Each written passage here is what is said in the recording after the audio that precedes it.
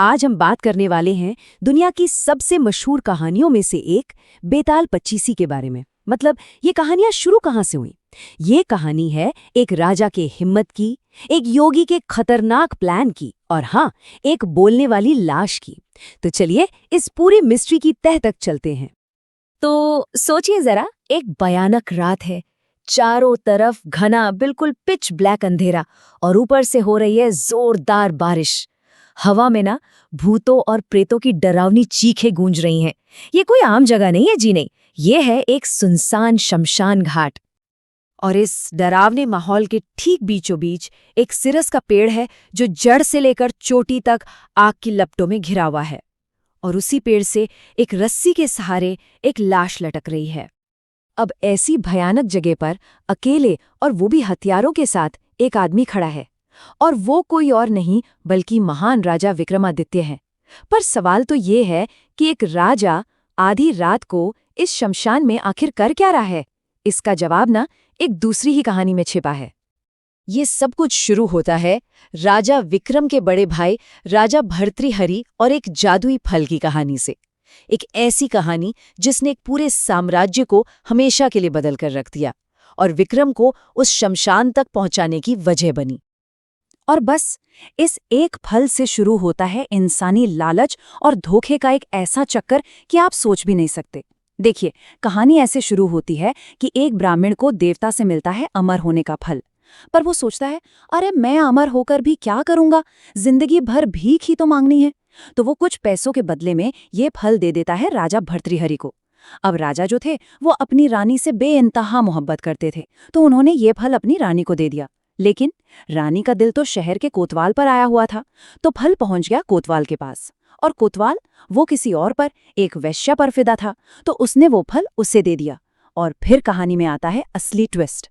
उस वेश्या ने सोचा कि इतना कीमती फल तो सिर्फ राजा के पास ही होना चाहिए, और वो उसे लेकर सीधा पहुंच गई राजा भर्तृहरि के पास। सोचिए, जब राजा ने वही फल अपने हाथों में दोबारा देखा जो उसने अपनी रानी को दिया था, तो उनका दिल ही टूट गया। उन्हें एहसास हो गया कि जिस इंसान को वो सबसे ज्यादा चाहते थे, उसी ने उन्हें धोखा दिया। इस एक धोखे ने उनकी आंखें खोल दी। उन्हें लगा कि ये दुनिया तो बस एक धोखा है, एक माया जाल है जहां कोई किसी का सगा नहीं होता। इसी एहसास के साथ उन्होंने वो फल खुद खा लिया, अपना राजपाट सब कुछ छोड़ा और तपस्या करने जंगल चले गए। और यहीं से विक्रम की किस्मत का दरवाजा खुल गया। अब भर्तृहरि तो चले गए और सिंहासन हो गया खाली। ये खबर सुनकर राजा विक्रम अपनी यात्रा से वापस अपनी राजधानी उज्जैन लौट आए। लेकिन उनके आने के साथ ही एक नई और पहले से कहीं ज्यादा खतरनाक कहानी की शुरुआत होने वाली थी। अपनी राजधानी में घुसते ही विक्रम का सामना हुआ एक देव से, जिसे राजा इंद्र ने भेजा था। लड़ाई में विक्रम ने उसे हरा दिया, जिसके बाद उस देव ने विक्रम को एक बहुत जरूरी चेतावनी दी। उसने बताया कि एक खतरनाक योगी है जो विक्रम के ही नक्षत्र में पैदा हुआ है, और उसका बस एक ही मकसद है, विक्रम की जान लेना।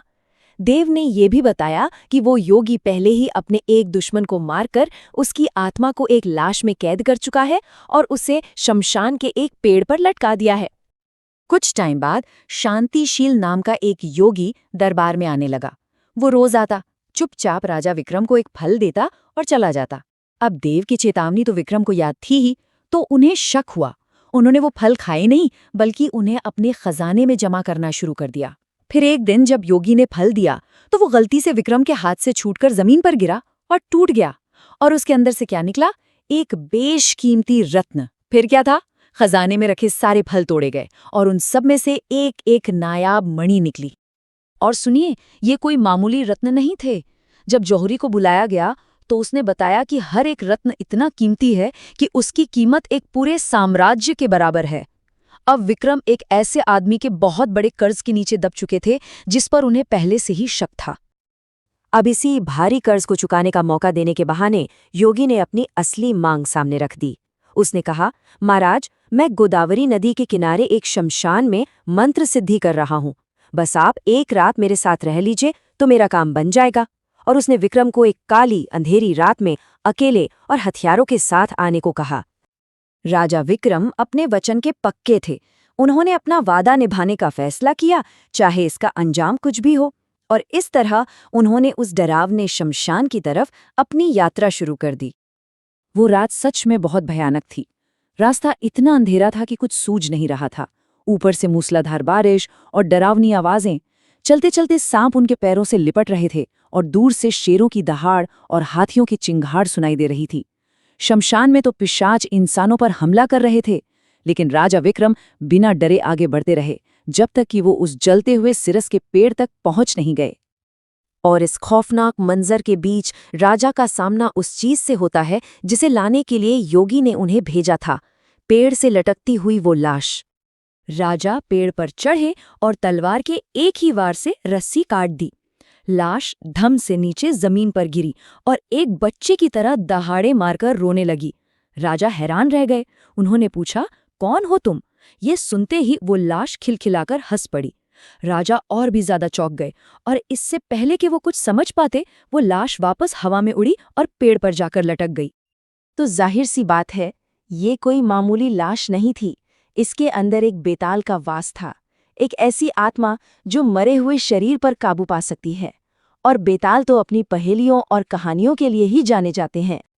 जब राजा विक्रम ने दूसरी बार लाश को नीचे उतारा और उसे अपने कंधे पर लादकर योगी के पास ले जाने लगे, तो उस लाश के अंदर से एक आवाज आई। बेताल बोला, मैं तुम्हारे साथ चलूंगा, पर मेरी एक शर्त है, और यही शर्त है जो बेताल पच्चीसी की कहानियों की नींव बनती है। रास्ते में राजा विक्रम को बिल्कुल चुप रहना होगा। अगर उन्होंने एक शब्द भी मुंह से निकाला तो बेताल तुरंत उड़कर वापस अपने पेड़ पर लौट जाएगा। राजा ने शर्त मान ली और फिर योगी तक के उस लंबे और खामोश सफर को काटने के लिए बेताल राजा विक्रम को एक कहानी सुनाना शुरू करता है। हर कहानी एक मुश्किल पहेली पर खत्म होती है, एक ऐसा सवाल जिसका सही जवाब सिर्फ राजा विक्रम ही जानते हैं। ये सिर्फ कहानियां नहीं, बल्कि उनके धर्म, कर्तव्य और बुद्धि की परीक्षा है। लेकिन सवाल ये है कि क्या वो अपने ज्ञान पर काबू रखकर चुप रह पाएंगे, या फिर बोलने की मजबूरी उन्हें बार बार उसी पेड़ पर वापस ले आएगी। यहीं से राजा की असली अग्नि परीक्षा शुरू होती है।